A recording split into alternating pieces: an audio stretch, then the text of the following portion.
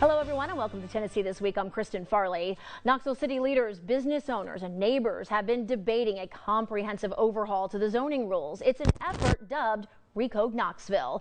Well, last month it seemed like city council would vote on the latest draft of RECODE. Instead, two special city council sessions stretched on for hours as lawmakers delved deep into the specifics. Now we're told the next shot at a vote could come in July. In the meantime, we are learning now about an effort to put the RECODE issue on the ballot and let voters actually have their say. So joining us here in the studio today, everyone, from Citizens from Knoxville Government Transparency, we have Daniel Herrera. Thank you so much for coming in. Thank you for the invite. Let's go ahead and talk a little bit about, tell everyone at home kind of who you are really and why you got behind this. Sure. So my name is Daniel Herrera. I'm the spokesman for the organization. And what we're seeing with this whole RECODE ordinance is that it's rushed and it's not representative of what the people of Knoxville want. This is the first time that we're seeing an entire city being rezoned. And the city council just seems to be going off a whim. You know, they're gambling with your property rights and gambling with your future. We just talked about how they went into these two mega long sessions, delving into that. Were you happy to see them taking a closer look at it? It's always a good thing when you have your elected officials open the door for residents and business owners to come. However, that just goes to show how unprepared they are. I mean, they pushed this meeting back already. Now they're saying we're going to see a July vote. You know, it just seems like, you know, we're on the 5th revision of this thing too. It just seems like they're rushing this through, and the more that people learn about it, the more they don't want it. All right, let's talk a little bit about what the city is saying right now. We want to go ahead and play a little bit for you from Knoxville Mayor Madeline Herrera's State of the City address. This was from back in April. Take a listen. RECODE is a comprehensive update of Knoxville zoning ordinance to incorporate modern planning practices and remove obsolete regulations and contradictions. The goal is to have a clearer and more consistent land use code, easier to use and to administer, that serves as a blueprint for the future. Council will soon vote on RECODE, and I fully support its passage. It is meant to be a living document. Any element that has unintended consequences can be dealt with through the legislative process, as has been done for the last 50 years or so. We cannot let our image of the perfect be the enemy of the practical and the... All right, Daniel, let's talk about that statement there and what the mayor had to say. What do you take issue with in what you just heard? Zoning laws are not living, breathing documents. They were supposed to be set in stone so that people can follow. What we're seeing is the city council and the mayor is pushing this big plan, and it's filled with a bunch of legalese. I mean, you really have to have an attorney really look at it to understand. This is going to have a massive impact. I mean, in order for you to sell your property, you might have to even speak to an attorney just to make sure you're in compliance, you know, making sure that you're actually able to sell the property. I mean, this thing, like I said, it's just being rushed. What we're going to see here, this is also kind of like a sneaky way to end up pushing for a property tax increase down the line. And, you know, they're not talking about it, but when they actually have more citizens come in and actually taking away parking and having more people move in, you're putting more stress on the police departments, the fire departments, and our schools. Do you think that is the motivation, is to get another property tax?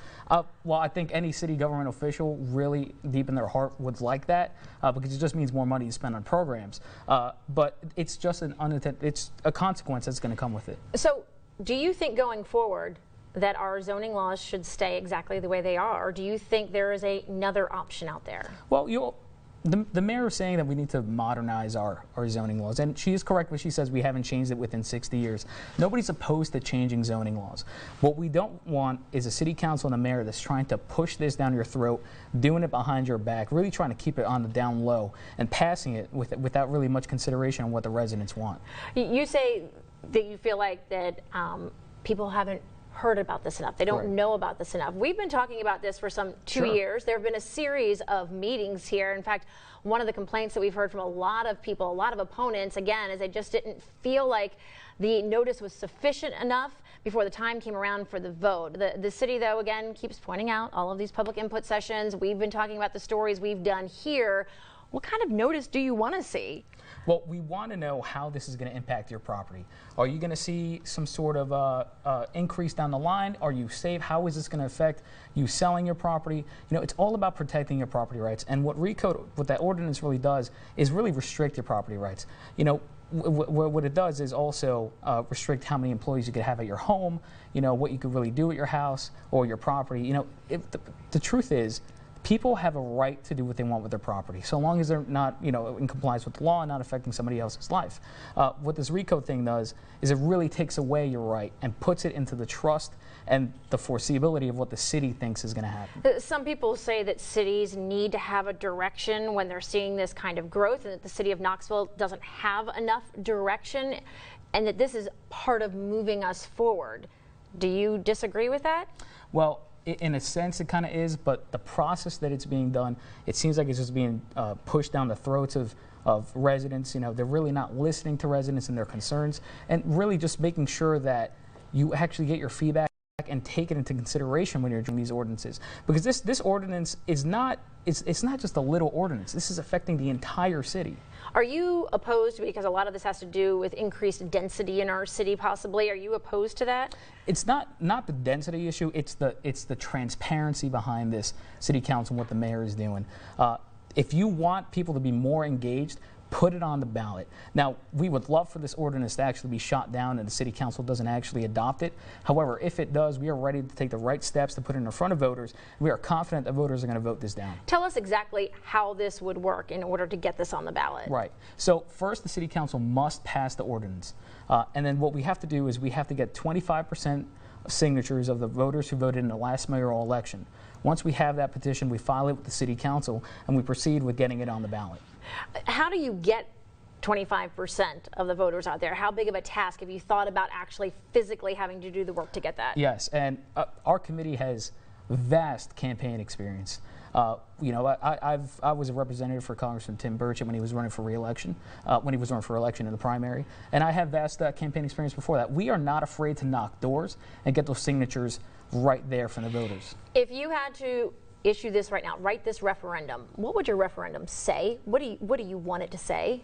Well, just take whatever the ordinance is being proposed, okay, and then have the voters actually vote on the ordinance that is being drafted.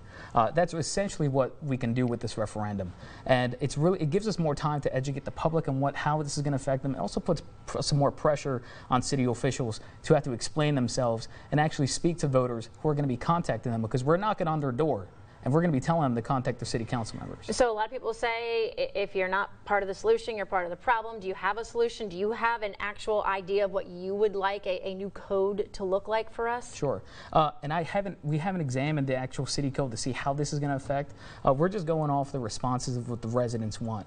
Again, if we had more time to do this, more time to actually look into how this is going to affect your property, how this is going to affect you selling your property, how it's going to affect your business, your tax increase possibly down the line, then we could actually start talking about it. But it seems like this is the kind of stuff that the city council is avoiding. And when it comes to your life, this is really important to talk about, and not just trying to get it down a vote in July. Do you think enough people understand this issue? I'm not sure because it is an extremely complex issue. Zoning laws are extremely complex. Just understanding how city officials pass ordinances, that's a really complex issue.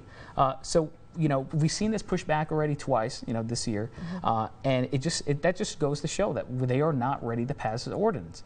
We need to educate the public more, let them dissect it, understand how this is going to affect them, and then let them have a voice on how that's going to vote. I'm sure we will be staying in touch. Thank you so much for coming in. We appreciate it. All right, everyone, still to come, our panel of pundits coming your way next. Stay with us. You're watching Tennessee This Week on WATE 6 on your side.